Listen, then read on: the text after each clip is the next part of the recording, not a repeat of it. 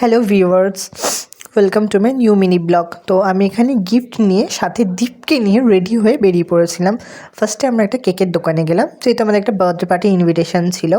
তো কেকের দোকানে এসে একটা কেক সিলেক্ট করে নিয়েছিলাম। কেক সিলেক্ট করে নিয়ে আমার যে ফ্রেন্ডের বাড়িতে ইনভিটেশনটা ছিল সেখানে গিয়ে ওকে একটু হেল্প করে দিয়েছিলাম স্যালাড কেটে সুন্দর করে, দিয়ে টেবিল ডেকোরেট করলাম। তো আমরা গেছিলাম আমার এক ফ্রেন্ডের ওর বাবার বার্থডে পার্টিতে। তো এখানে আঙ্কেল কেক কাটিং করছেন, তো আন্টি আঙ্কেলকে কেক খাইয়ে দিল। দেন আমরাও সবাই একটু একটু খাইয়ে আমার ফ্রেন্ডকে একটা গোটা মিষ্টি খাইয়ে দিলাম। মিষ্টি টিষ্টি খাইয়ে দীপ একটা কেকের ভিডিও নিয়ে আমরা খেতে বসে পড়েছিলাম, কেননা অনেক রাত হয়েছিল। তো রাতের মেনুতে আজকে ছিল salad. Oh by the way বলে রাখা ভালো, যেগুলো রান্না করেছিল মানে যা যা মেনু ছিল সব কিন্তু নিজের হাতেই রান্না করেছিল, খুব টেস্টি হয়েছিল। তো আমাদেরকে ফার্স্টেও ফ্রাইড রাইস আর চিকেন কষা দিয়েছিল। চিকেন কষাটা খুব ভালো হয়েছিল, ঝাল কম ছিল বাট খুব সুন্দর হয়েছিল।